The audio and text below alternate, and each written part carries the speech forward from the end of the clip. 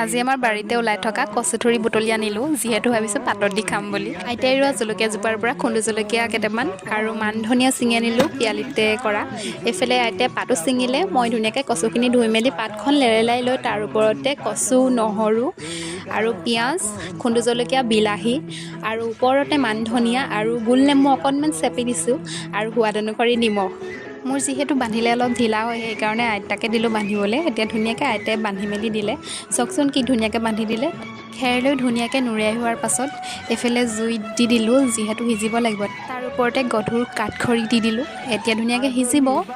যিয়ে পাতত নিদিয়ক কিয়, মোৰ কিন্তু পাতত দিয়া বস্তুটো বহুত বেছিয়ে প্ৰিয় আৰু কচুথুৰিটো ক'বই নালাগে, লোভৰ পানী পৰি গৈছে, ইমানেই বেছি ভাল পাওঁ মই।